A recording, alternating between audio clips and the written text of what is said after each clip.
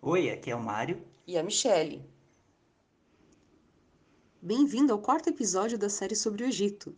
Nesse episódio, nós chegamos à última etapa da viagem. Desembarcamos do cruzeiro na cidade de Luxor, que na época dos faraós era conhecida como Tebas. A cidade de Luxor é a capital do estado de Luxor. É uma cidade bem cuidada, organizada, limpa, muito diferente do Cairo. Me parece ter uma estrutura melhor para atender o turismo. Luxor ela é cortada pelo rio Nilo e do lado oriental estão os templos e do lado ocidental as tumbas. Nós chegamos à noite e aproveitamos para visitar o templo de Luxor, que você viu lá no final do episódio anterior. E no dia seguinte, nós fomos para o vale, onde estão as tumbas. Nosso primeiro dia completo em Luxor começou como os outros, bem cedinho, com café da manhã no hotel e seguir para o outro lado do rio Nilo, ocidente, para visitar as tumbas. Iniciamos pelo Vale dos Reis, onde estão 63 tumbas do período entre os séculos 16 a 11 a.C. Neste período, muitos faraós usaram o nome Ramsés, então as tumbas são de vários Ramsés. Começamos a visita na tumba de Ramsés IV, a segunda tumba do vale, KV2, ou King Valley II. No passeio, 3 tumbas estão incluídas no ingresso e outras tumbas extras paga-se à parte. As tumbas abertas para o passeio elas também podem variar, de acordo com obras ou manutenção. Outra tumba que visitamos foi a de Ramsés VI. As tumbas elas são decoradas com textos funerários para os faraós eles se darem bem aí na vida após a morte. Então existe uma série de livros para guiar as ações dos faraós na vida após a morte. Cada um deles está descrito nas paredes das tumbas. As tumbas seguem um certo padrão. O que muda de uma para outra é a grandiosidade. Elas possuem um acesso na superfície e vão descendo metros e metros. E se o reinado do faraó fosse longo, dava tempo de fazer uma tumba mais caprichada. Visitamos também a tumba de Ramsés V, que reinou só por 4 anos. Lembra que quando o indivíduo ele ascendia ao trono começava a fazer a sua tumba? Então, como ele durou pouco tempo no trono, não deu para terminar. Dessa forma, optaram apenas por pintar as paredes com os textos funerários e não fazer o processo completo de alto relevo. Mas a tinta resistiu até hoje, ou seja, mais de 3.000 anos. Como visitas em tumbas extras, nós temos algumas opções e cada uma com o seu preço. Então nós pensamos, quanto mais cara deve ser mais impressionante. Então pagamos somente uma extra, mais a top, a tumba de Sete I. E acertamos, a tumba é impressionante pelo seu tamanho, descemos vários níveis, vários minutos até chegar ao final dela. Mais uma vez vou falar, mas não tem como mostrar e descrever a grandiosidade da tumba. Os detalhes, a riqueza das histórias retratadas, as técnicas utilizadas, eu nunca vi algo parecido.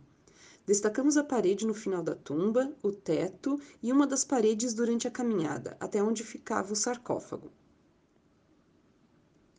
Na tumba de Sete I, nós observamos como acontecia o processo de decoração. Primeiro passava um trabalhador rascunhando o que deveria ser contado ali com os hieróglifos.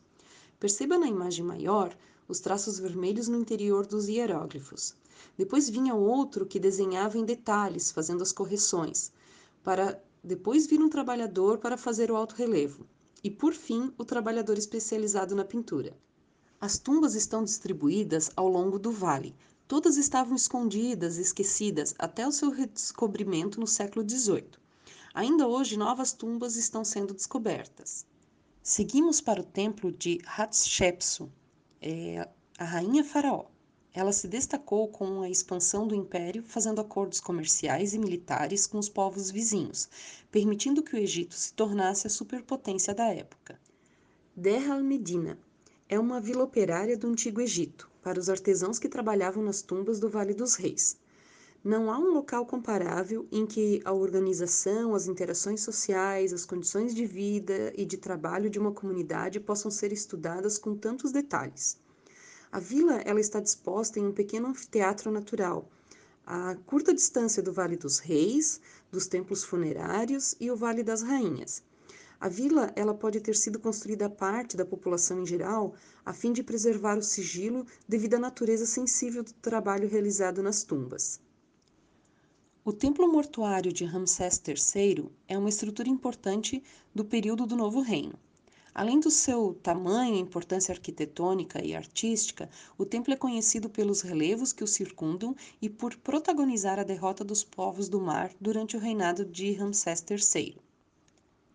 E nós passamos o Natal no Egito. Então, na noite de 24 de dezembro, nós fizemos um passeio de charrete pelo centro de Luxor. Muito legal. No dia de Natal, acordamos às 5 horas da manhã para pegar um barco que atravessou o Nilo e depois pegamos um carro até o ponto de partida dos balões. Eles partem no início do dia e sobrevoam os templos visitados no dia anterior e as margens do Nilo. O ponto de aterrissagem aí vai depender, conforme o vento. O nosso foi no meio de um canavial. O Templo de Karnak, sem dúvida, é um dos cartões postais do Egito e uma das maiores maravilhas arquitetônicas que há no mundo. São mais de 1500 anos de história, que sofreu com a ação do tempo e do homem, passou por várias gerações, mas continua de pé. Este grande complexo foi um dia o centro da fé antiga, enquanto o poder estava concentrado em Tebas. O lugar também serviu como tesouro, centro administrativo e palácio para o novo império dos faraós. O Templo de Karnak é considerado o maior templo já construído no mundo inteiro. O Templo de Karnak se desenvolveu num período de 1500 anos, passando de geração a geração de faraós e reinados, e que resultou numa coleção de templos, santuários, colunas e outras decorações incomparáveis em todo o Egito. Voltamos para o hotel e curtimos a vista do deck, já que o hotel era muito bom. Finalizamos o dia nos despedindo do Egito, assistindo o pôr do sol no Nilo, em Luxor.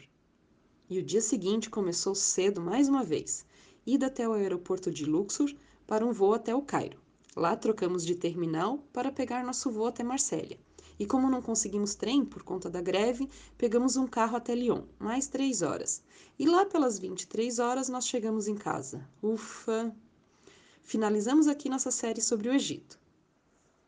Acho que agora a gente falou tudo, né, Mi? Não, tem as compras, tem as dicas, algumas coisas que eu não gostei. E onde é que tá o teu celular?